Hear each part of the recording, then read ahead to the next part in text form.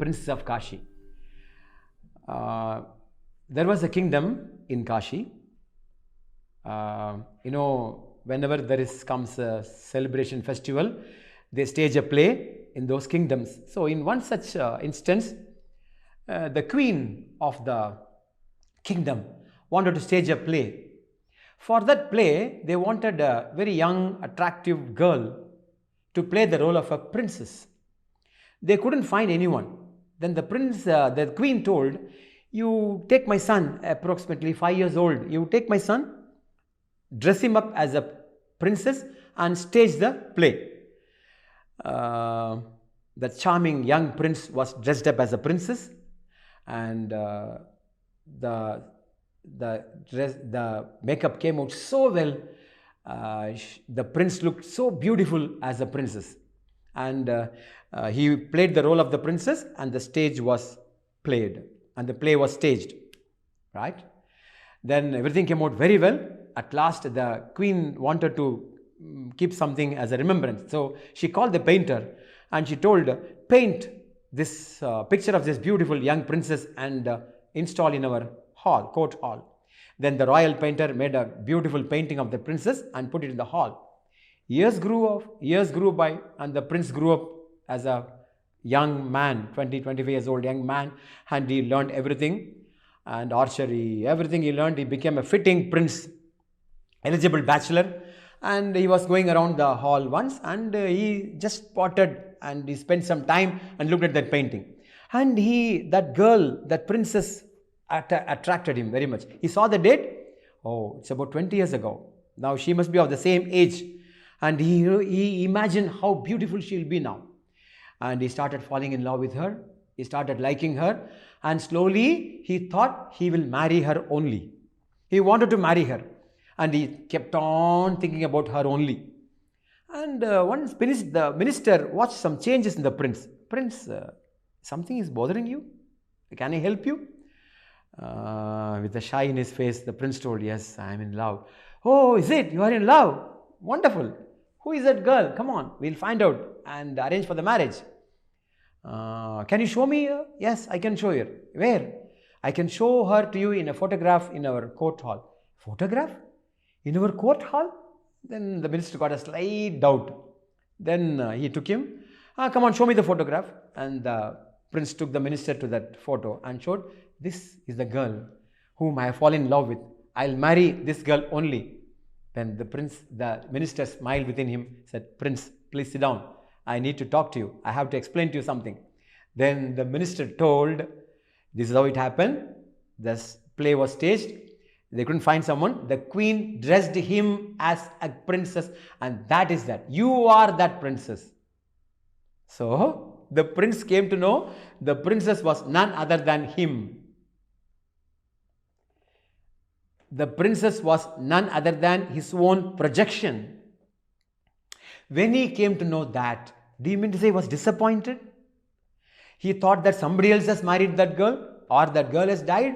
He could not marry her. All his desires, his expectations dropped off instantly, because the princess was none other than him. Like this. This is what happens when you know who you are.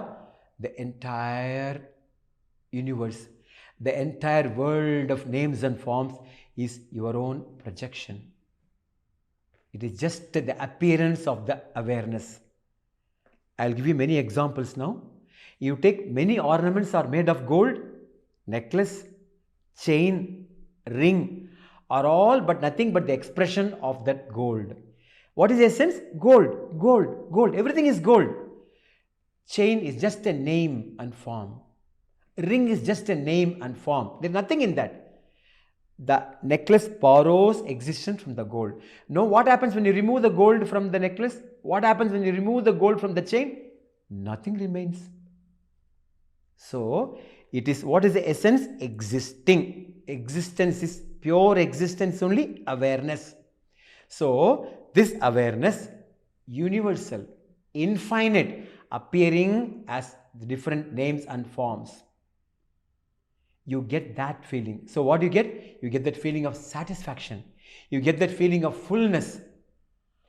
I am the whole, not the part. I am the whole, only appearing as different names and forms. One clay appearing as different parts.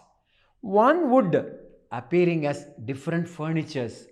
So, one awareness, one single awareness appearing as different names and forms. The prince saw the princess as his own projection. When he knew that, instantly the desire for the princess to marry her, the disappointment, nothing was there, everything dropped off. All right? So, when this knowledge comes to you, everything what you see is just a projection of this awareness. What is existing? This consciousness, this awareness is only existing. Like, one more example I can give you, waves and oceans. It is only water. It's only water. What is wave? Just a name and form. When you look at the name and form, yes, different, big wave, large wave, different from ocean. When you see it as water, it is water. Ocean is water. Bubble is water. So from where the ocean comes? From where the wave comes? From the ocean. From where the wave exists? In the ocean. Where the wave is going to get resolved, get back into the ocean. Like that, all these things arise from the awareness, stay in the awareness, merges back into the awareness. So when you get that, like the prince of Kashi came to know the princess was none other than him, just the projection of himself. So you get that. You get that feeling. So the prince of Kashi story explains to you what will be your attitude when you look in and come to know who you are. All the worries drop off. All the problems get resolved. Then life becomes a game. Life is no more a burden. Life becomes a game. You enjoy life. Then once you get this vision of who I am, you work out of satisfaction. You work out of happiness. You don't work for satisfaction or for happiness. So, who am I? Explained in another angle. In the angle, when you know who you are, what is going to be your state of mind? What is going to be how you are going to behave in this world is revealed by the story of Prince of Kashi. Thank you.